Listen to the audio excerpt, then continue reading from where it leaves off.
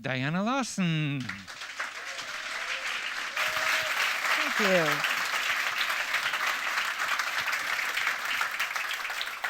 Thank you. We're going to do this. This is fun. I came back from a conference one time after giving a talk, and my daughter does a lot of help for me with, actually the joke in our family is I gave birth to all my tech support, and then I just had to wait for like 25 years for it to come online. So my daughter is a graphic designer and a web designer. And my older son is a network engineer, senior network engineer. So he's the hardware guy anytime I need hardware advice. And then my youngest son has been a software manager, engineering manager, and does a lot of other cool and interesting things that I can tell people about. But anyway, so I went to my daughter and I said, people are doing all these cool things, animations and things, and my slides are so boring. I need help. And she said, Mom, there's a website. Go there, download, And so that's how I get this beautiful thing happening here. Yeah. And, well, knowing that, I have children that are fully capable not only of giving me tech support, but have the maturity to be able to deflect me when I don't actually need tech support, but could do it myself, right? So some of you may be in that situation. If you're not, it's coming.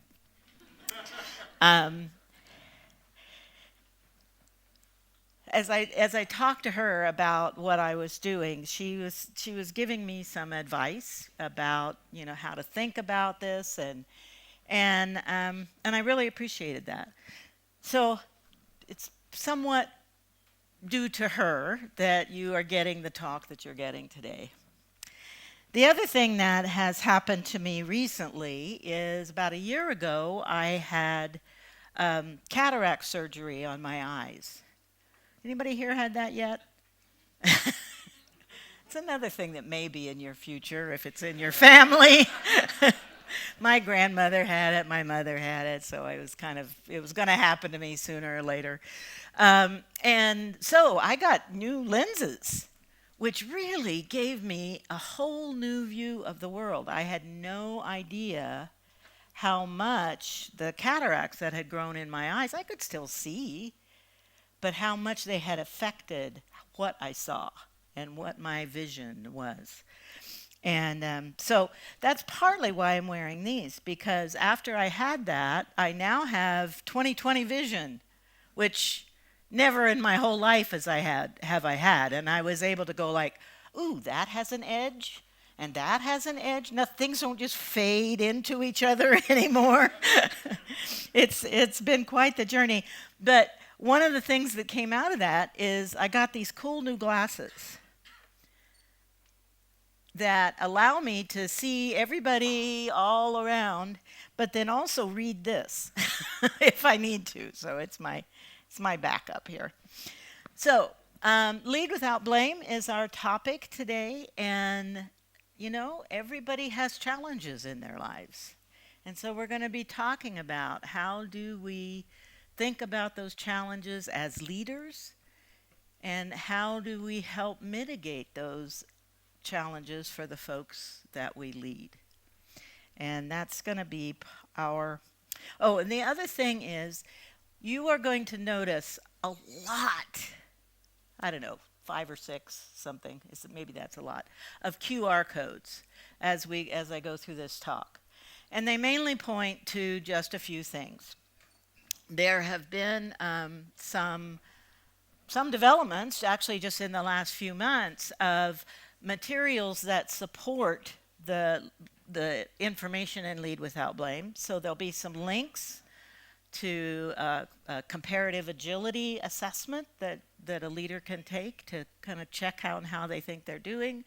There's a link to a Miro template that will allow you to, in a leadership group or on your own, work your way through the Lead Without Blame book with some prompts and some ways of thinking about it, and kind of taking you through in a self-paced kind of way.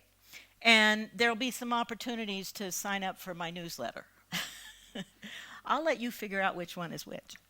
So, but when you see when you see a QR code, that's what's going on.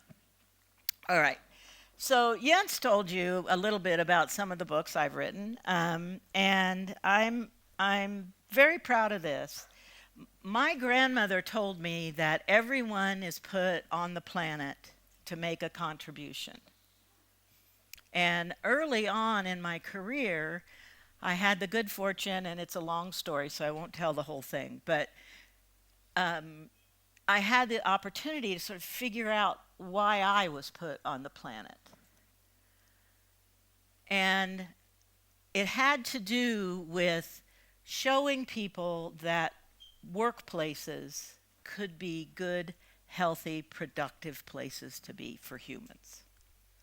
To be able to role model that.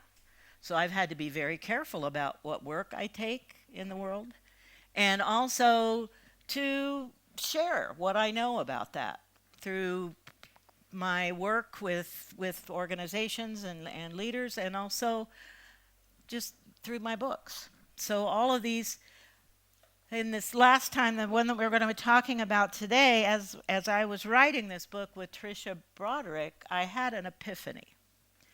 That while I had been following kind of the guidance of this purpose, I had discovered that there were really three things that were most influential in the decisions I make about who to work with, what work to take, how to conduct my own life, how to coach others, mentor others.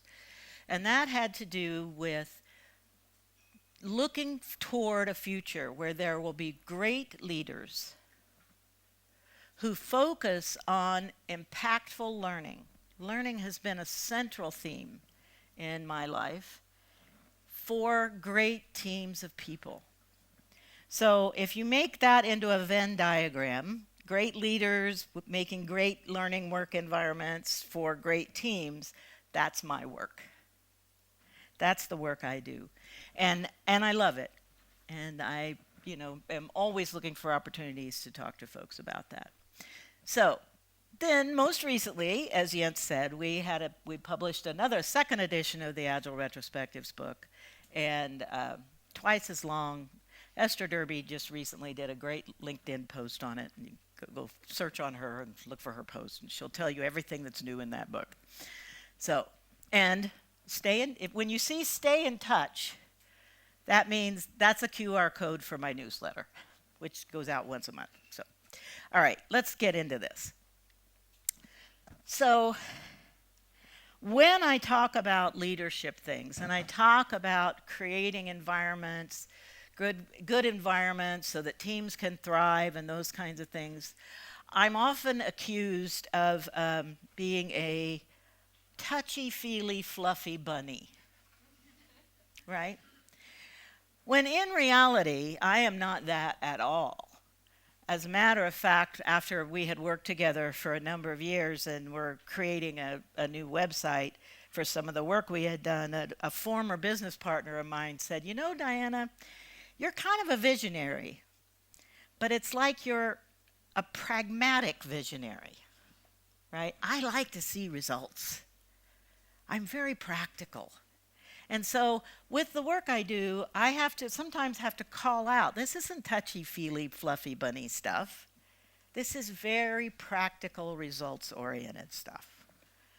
And so you devote all this time in leadership to recruiting the best people, discovering the best people, and so on. And then I got to meet, have any of you ever read any of Ken Blanchard's books, The 1 Minute Manager? And some of you have, yeah.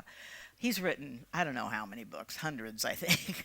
But I had the opportunity, again, early in my career, to hang out with him for a while. His wife was a good friend of my aunt. It was one of those fortunate things that I really had nothing to do with creating, but it fell in my lap. So he told me, he said, I'm always puzzled Organizations go to all this trouble to go out and find and hire the very best people. And then they get them internal and get them in a job and start treating them like losers. He said, I've never been able to figure that out. You know, and unfortunately that is much too often true. And so are we getting the best from our people that way? What do you think? How many of you think yes, that's the best way to get good work out of people? Okay, all right. So turnover is expensive because the really good people, the people you most want to keep, are the ones who have agency and are going to be the first ones out the door, taking with them institutional memory from your organization, domain knowledge, taking with them tool knowledge, all kinds of things that is valuable, right? So, the short version of this talk is on this slide. Lead without blame, emphasize learning and resilience, get the best out of the people that you have, and produce value through team motivation. That's what we're going to be talking about. It's bottom line. It's ROI pragmatic stuff that we're going after here.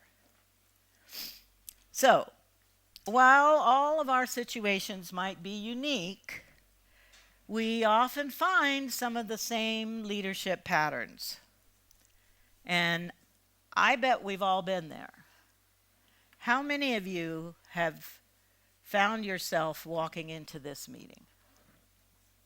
How many? Show of hands? I'm going to ask you to show hands a lot, so, right? Yeah. People are getting their fingers ready to point because nobody wants the blame to fall on them. This unexpected thing happened.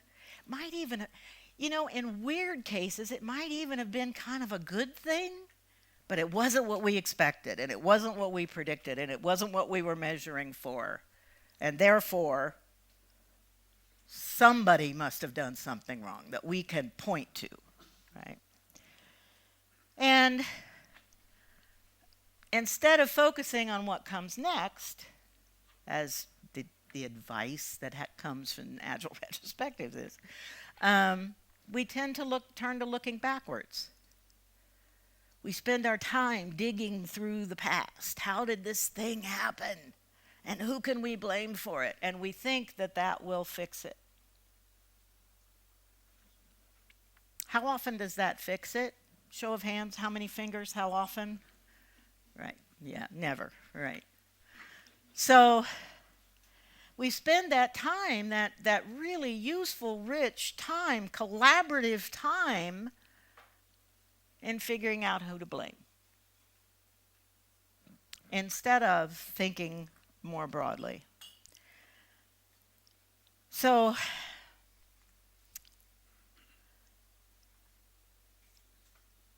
blame and shame have an interesting interaction.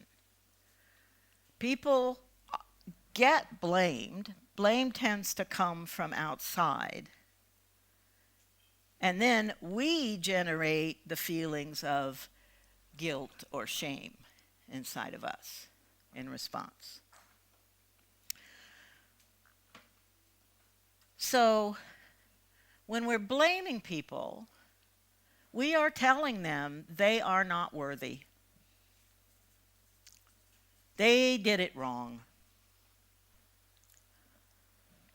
They went down the wrong path. They were out there by themselves. No one else was there with them. They're the one to blame. Or they're the one team to blame. Or they're the one department to blame. Without that recognition that we are all part of systems. And systems have enormous pressures on us. And that blame actually gets us nowhere. Worse than that, it gets in the way. It's a destructive organizational pattern. But the sad thing is, leaders are caught in this trap. Years ago, Peter Drucker said, so much of what we call management consists of making it difficult for people to do the work. And in 2004, that is still too often true, right? We're still getting in the way of people doing the work.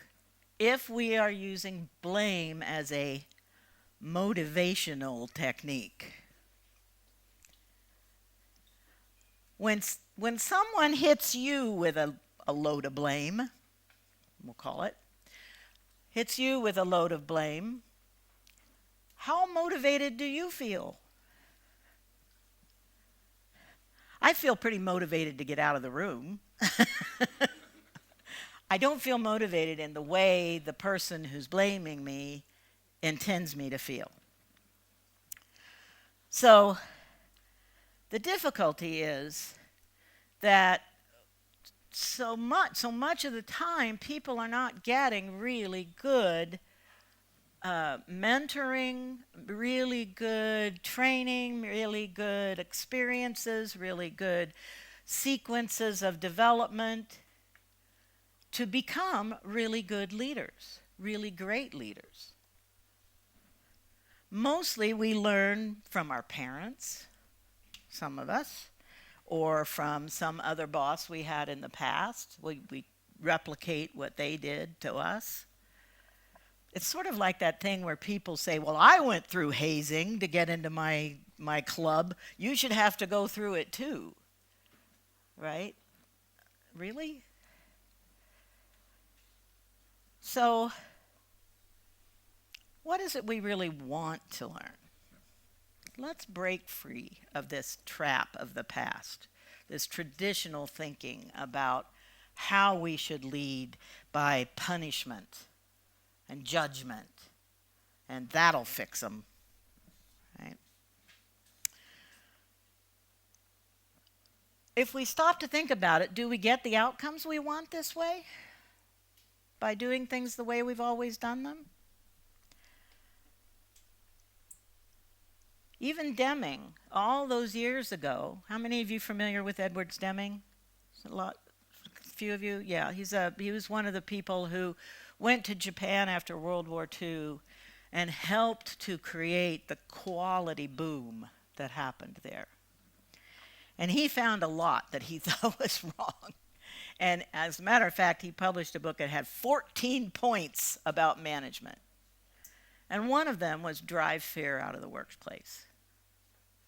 If we are trying to lead through fear, through the fear of blame, through any kind of fear, we aren't going to get the results we want. So, what do you want to learn? It must be a couple of years ago now, this article was published in the Scientific American, a journal I am going to tell you this family story. I knew that my stepfather, who's been my father for 40, 50 years, right? I knew that he had been an engineer at a place called Convair. And I sort of knew he was a rocket scientist. I mean, you know, when they say it's not rocket science, well, that's what my stepdad was doing. He was a stress dynamics engineer. His science was the science of metals, how they manage under stress. And he tells me I don't know if you saw the news. It was about the same time, actually. It was in the same issue of Scientific American that this article was an article about the first Voyager space probe and how it's still working all these years. It was launched in the late 70s, and it was built so well that I learned that he was part of that project. I'd never known that before until I saw it in this magazine. So I decided to subscribe, and so now I get it every month. But this is one of the articles that I found about when dominant leaders go wrong. And that blaming behavior is part of this desire to be dominant, right? So, there's I can't read it from here. So it was these two folks, Hemant Kakar and Niro Sivanathan, um, who published this article, and they did a bunch of research. This is kind of the short version. I'm sure the actual research article is much longer. Employees supervised by a dominant leader reported greater zero-sum thinking, and as their supervisors subsequently revealed, these employees displayed fewer helping behaviors. So for those of us who are in the building collaboration in our workplaces, note that. The author's research showed an assertive or forceful approach could reduce cohesiveness and collaboration. I thought that was pretty interesting. And then after that, I learned, and I believe someone here is involved in this, about self-determination theory and leadership. Anybody here we know about knows about that. So go to Karen's session later. and the research about controlling leaders versus autonomy supportive leaders. And when we are trying to get work done in a collaborative kind of team autonomy kind of way, autonomy supportive leadership is way more effective. So ever since I saw this, I've been sort of looking for different places where I can find out more about it. So I'm hoping to spend a lot of time with Karen. So blame suppresses learning. It suppresses creative thinking. It suppresses great performance. We cripple our ability to innovate when we use blame to motivate people. Now, there is some good news. But first, let's think about this one. Regardless of what we believe, we understand and truly believe that everyone did the best job they could, given what they knew at the time. So what was the quality of the information that they were working with? Had they been given good information? Did they know why they were doing what they were doing? All of that sort of thing. Their skills and abilities, were they a good match for the task that had been assigned to them? Right? The resources available. Did they have access? Could they make the decision? Permissions to make decisions is a resource that is valuable to teams and people who are trying to do innovative work, right? But other kinds of equipment, tools, whatever other kinds of resources that they might have needed. And the situation at hand. Now, this is my favorite one because it's the umbrella term for every other possible thing that could be affecting their job performance that day. Were they starting to not feel well? Did they have a difficult time getting into their office, whether it's at home or in a building? Were they having difficulties, conflicts within their team? I mean, any number of things could fall under the situation at hand, right? And all of that affects everyone's ability to do what they think of as their highest and best standard of work. Right? This is the Retrospective Prime Directive by Norm Kurth. And since I began living with this, I've had a much happier life.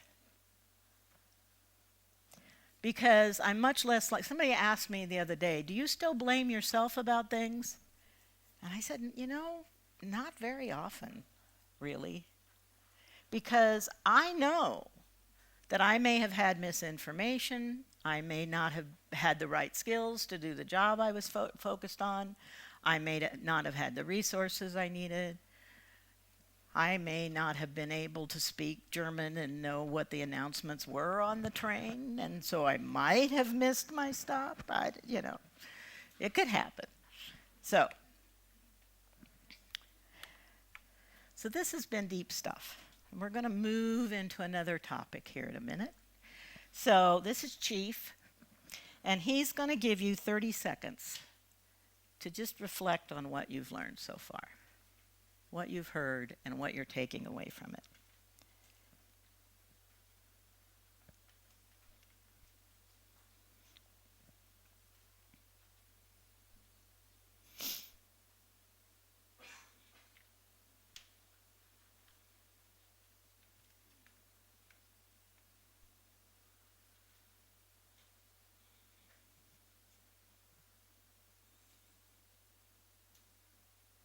Okay, shake it off. Shake it off. Come on, shake it off. Shake it off. Shake it off. All right, here we go. Now we're going into the next part. This part's much more fun. Okay. So, how do we start changing our leadership patterns?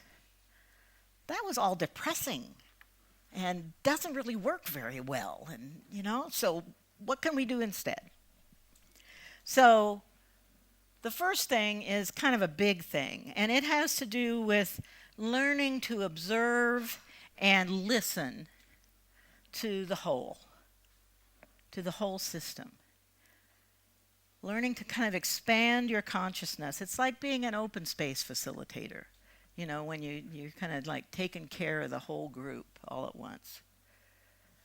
Expand your consciousness. What's actually going on? What's the buzz like? What am I hearing? What am I seeing?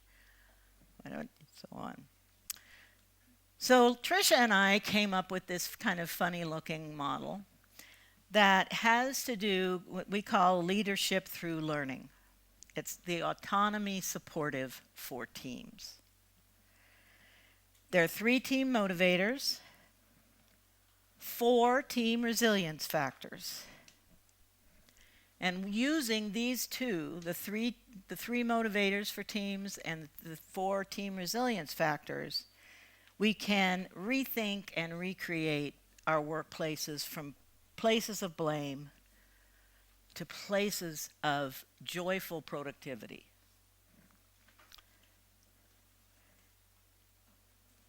And the motivation comes because of the conditions and constraints, like enabling constraints, that help teamwork happen. So we'll take a look at those first. Purpose, team purpose. As a consultant, as a coach, I have so often walked into engagements and began talking to teams and asked them about the work they do and asked them why the business needs this, or who the work they're doing is really for. And the teams cannot answer those questions. They don't know the why of their work. And there's a lot out there, a lot of folks out there talking about the why. And Dan Pink talks about personal purpose. But what we have to do is expand this to team purpose. Being clear about why have we brought these people together to do this work? How is it going to change the world for anybody? Right? Who's going to benefit? And how, and if the customer is going to benefit as one of our primary drivers, how does the business benefit from that? Okay. The second one is autonomy, and this shows up in Dan Pink too, but he's talking about personal autonomy, which is important, but team autonomy also is important. The team needs to have the permissions to make the decisions that they need to make. They need to have a sense of teamness. Right? And then finally, and also autonomy fosters team level accountability, where teams embrace accountability for certain work, as opposed to having it coerced or imposed on them. And then co-intelligence is the sense that I know what we can do together. And I know our gaps. I know where we might need to bring in somebody else to give us some help. I am aware, and every team member on my team is aware of what we all bring to the party and who I need to turn to if I need certain kinds of information or help or skill. Right? That's co-intelligence. And it creates a new competitive advantage. Down the left-hand, was that on for you? It's down the left-hand side of the slide, is why we need all three of these working in concert. All three together give us directed accountability and encourage learning. If we only have purpose and autonomy, we don't get the quality we want. Our quality is going to be subpar. We know what we're doing, and we're doing it together, but we don't really have that intelligence to know what's going to be the quality output. Purpose and co-intelligence without autonomy means we have dependencies and bottlenecks. And autonomy and co-intelligence without purpose gives us kind of, my dear friend Esther Derby does this, Brownian motion. We're just kind of randomly going through the world because we have no purpose, right? So we need all three. Those are the three essential team motivators. Team purpose, team autonomy, co-intelligence. And then the 4 resilience factors I mentioned. So the 4 resilience factors are collaborative connection, conflict resilience, inclusive collaboration, and power dynamics. So I'm going to take these separately. The collaborative connection part is the part that we really talk about a lot in this community. The psychological safety, trust, the importance of building trust, which this conference is themed on. Forming, nurturing, sustaining team excellence, all that stuff from Project Aristotle, or a lot of that stuff from Project Aristotle. That has to do with how are we doing? What is the health of this team and our collaboration, our ability to collaborate? The second one is conflict resilience. And there's some, still some, but less discussion these days about how do we handle conflict in our teams. It's the key to innovation and creative thinking. If we can't handle conflict, the clash of ideas trying to merge themselves together into one better idea or a few better ideas, right? That's where that comes from, right? So if we can't handle the conflict, we're never going to get to the creativity and innovation together, right? So small things like knowing how to give good peer-to-peer feedback while issues are small.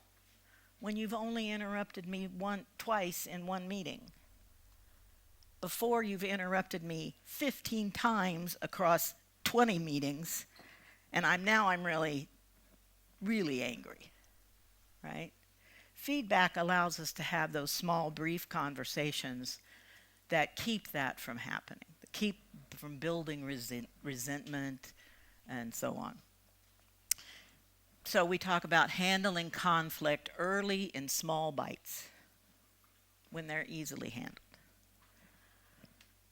And when they aren't, when we've gotten to big conflicts, we need skills for that too. The next one is inclusive collaboration. It's a little different from that collaborative connection one because this understands the role and the impact of inclusion, of embracing differences in our teams, in actively appreciating and looking for the benefits that those differences might bring to us. How to become better bystanders for each other. We increase our options when we embrace inclusion and learn how to be collaborative in that space. Inclusion grows our resilience so much because now there are more backgrounds, more ways of thinking, more folks who can help us together weather whatever storm comes to us. And finally, the last one is, this is the one that's least talked about, in my experience anyway, and that is power dynamics. We like to hide from the fact that there are power dynamics, that power dynamics are always present in every situation, which doesn't make them a bad thing. It makes it a thing that we can embrace and understand and use to our benefit. Right? It can help us or it can hinder us. And that has to do with the choice we make as leaders and as team members. Lots of different kinds of power dynamics. We mostly know about the power differential in different positional authority in an organization, job titles, right? That's one that's familiar to us. But then there's the majority, the dominant and majority power that sometimes comes into play on teams when factions get set up and we believe this is best. There's a great example of this in the book of a team that they were all remote, but some of the folks were more in the Boston, Massachusetts area, which is in one time zone, and the rest of the team was, which was fewer members of the team, was in the Denver, Colorado area, which is 2 time zones away. Eastern time versus mountain time, which isn't, that's not a big difference unless you're trying to decide when to have a meeting and some of you need to get kids to school, right? Then it becomes big. And in that example, the folks in Boston, the majority, they were the geographic majority in this case, decided that, they like to roll into the office by about 9:30 or so their stand-up should happen at 10 in the morning before they kind of really got down to it, which of course is 8 o'clock in the morning for the people in Colorado where they're trying to get kids breakfast, get them to school, do all those kinds of things. So, caused a big problem on that team. And then there's unidentified power, where we really don't know kind of where it's coming from. But it's obviously moving things around, and it may be the power of the overall system that we need to consider. So if we can help our teams build their resilience with getting really good at making those collaborative connections, really good at handling conflict, really good at inclusive collaboration, and really good at identifying the power dynamics and working with those. Because what we really want to look for, particularly in many instances, is not power over, but power with. How do we expand the power? Not how do we use it.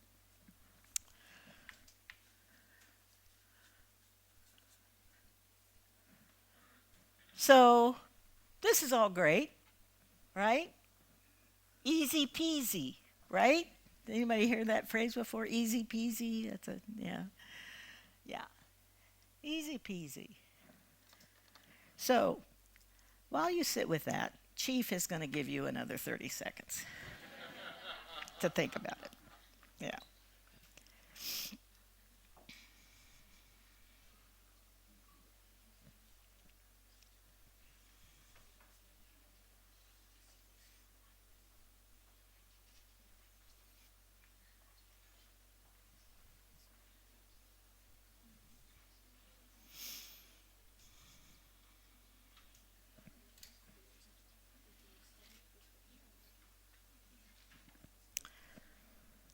Chief, by the way, is a Norwegian forest cat who managed to, he's a rescue, he managed to make his way to our house. And never met a person he didn't like. We've had some pretty standoffish cats in the past, right? They bonded with one family member and the rest of us could just, Um, but Chief, when the first day he arrived, he went to every single person in the family and said, "Hi, how are you? I'm here now. Give me some pats." It's like, he's great. And this is his favorite place on this rug. Sometimes I have lots of pictures of him, but I decided not to use those in this. Okay. So, you can't do all of those things I described all at once. It's not easy peasy. I'm going to make up a phrase here, hardy tardy or something. I don't know. It's difficult. If you're not in the habit already, building those kinds of habits are a challenge. I didn't put a citation here, but I'm going to read a quote. "There is by definition no way for the system to recover without a restart. How do we restart? Leader behaviors that foster and grow essential motivators and encourage stronger resilience factors." So that's the job. That's the job. And keeping our eye on, are we delivering what we need to deliver? I mean, I'm not discounting that part of the job. That is also a central role. But that part we seem to have an easier time with, right? Making sure that we're doing what we were put here to do, although maybe not sharing it with the team. So, to contribute to leadership effectiveness, team motivation, resilience, accomplishment, seek your learning leader 4Cs. And that QR code will take you to the comparative agility assessment that's up there that you can kind of in private do your own do your own assessment. So for leaders, continually strengthening these, what we call the 4Cs, is part of the job. So courage is the first one. Courage to stand up for the value of learning and inquiry, to be a visible learner yourself, to admit when you don't have all the answers.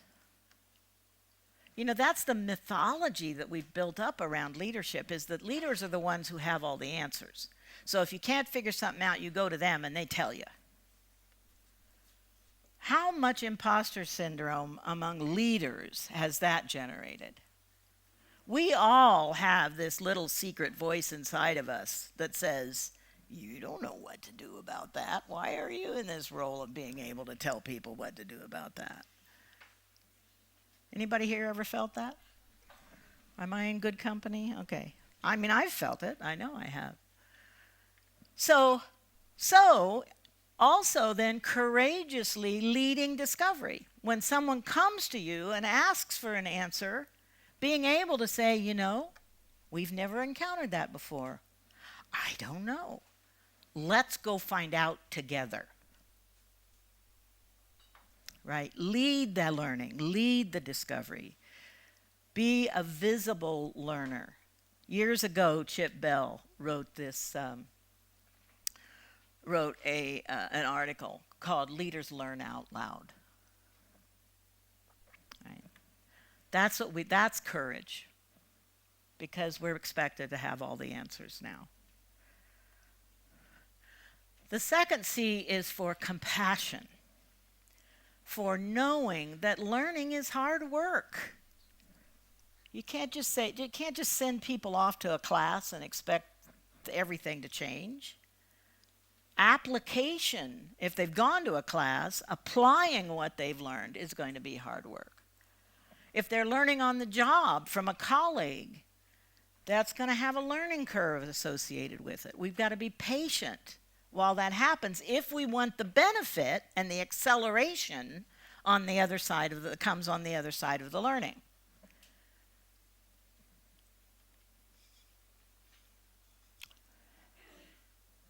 There's Esther and I, shortly after the first Agile Retrospective book came out, were invited to give a talk at a big organization and about retrospectives. And as we got ready to give the talk, I've told this, some of you may have heard this story because I've told it before, but it struck me so hard.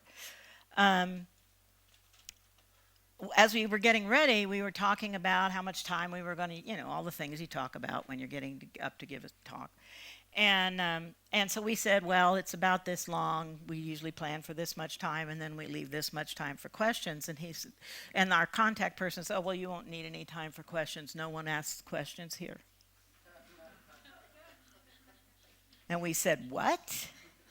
It's like, how are retrospectives going to work here if nobody ever asks questions, And the guy said, no, we hire the best and brightest, mostly right out of school, right out of their PhD program, or they're clearly the best, they're clearly the brightest. We have that expectation for them, so no one feels they can admit that there's something they don't know. So nobody asks questions.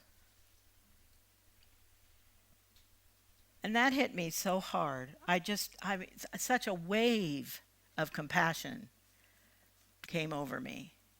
You took these people who had spent, these young people at the beginning of their career who had spent all this time accumulating knowledge, learning, and then you're cutting them off from it. It just felt cruel to me to set that expectation. I want to hire the best and brightest I can find so that they can become bester and brighter, right? I want them to bring more, to bring that skill in becoming the best and the brightest to everybody else on the team. I want them continuously in inquiry, right? So compassion for learning. Confidence is the next C. This is that confident, not being a cheerleader for your team, not that kind of false bonhomie kind of thing, but really being confident because you've created an environment where this group of people can learn. You've observed them learning and doing their work. I mean, I think our work now is learning work, not knowledge work, but that's a different talk. So thinking about, how this team is going to work through it and knowing that whatever challenge comes their way, they're going to be able to figure it out. And if they can't figure it out, they'll come and ask you for some additional resources or help. And I don't mean people when I say resources, but there are other kinds. So they can learn their way through any challenge. Having that confidence in your folks. And part of that comes from, then, the fourth one, which is the leader having a really good understanding of some of the dynamics that come along with being in complex work in complex environments with complex social dynamics and complex marketplace dynamics, and kind of being able to see complex systems, to see complexity issues when they arise, and be able to think about how we influence that work.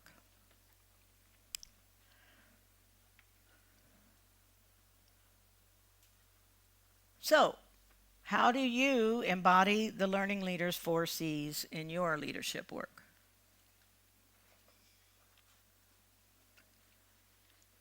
You may be very strong, and for all I know, you're very strong in all 4 of these areas. No one is perfect.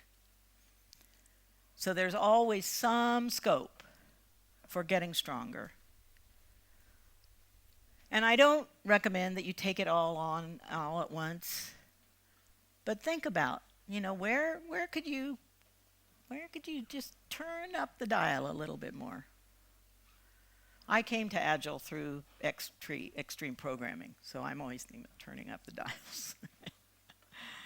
Turn them up to 10, turn them up to 11. Yeah. So back to this.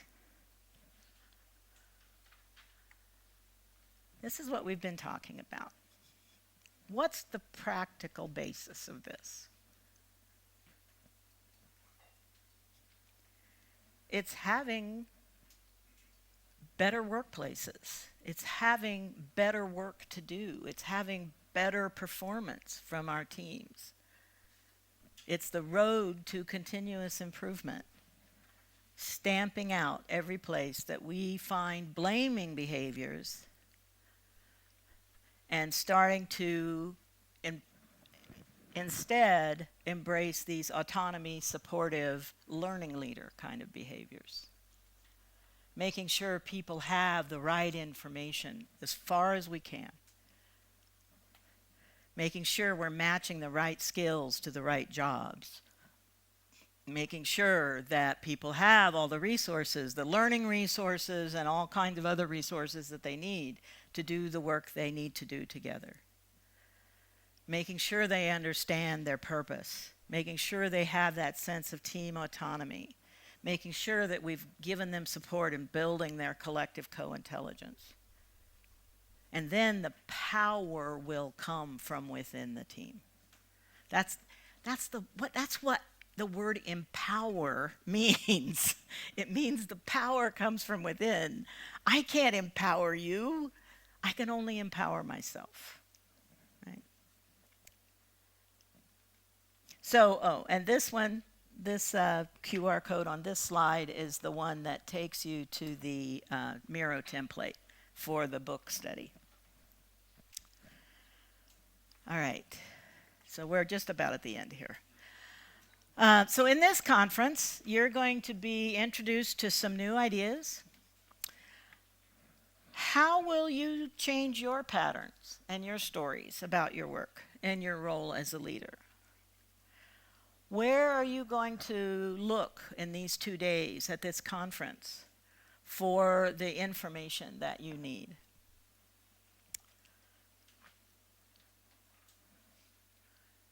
Make a few notes to yourself. What stands out for you about your own experiences? Which of the 4 C's will be your first focus?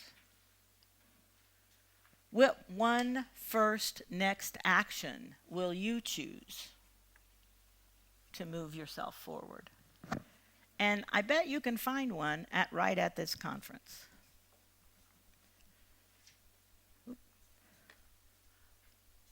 So, rethink. Go forth and lead. Activate learning. This is the sign of the resistance to that old kind of management. And I really thank you for your attention. Please stay in touch. Join my newsletter if you like. Send me notes for my website, whatever. Take a screenshot of this. And just as a final thought, this is Evelyn and Waymond. They are my brand new grandkittens.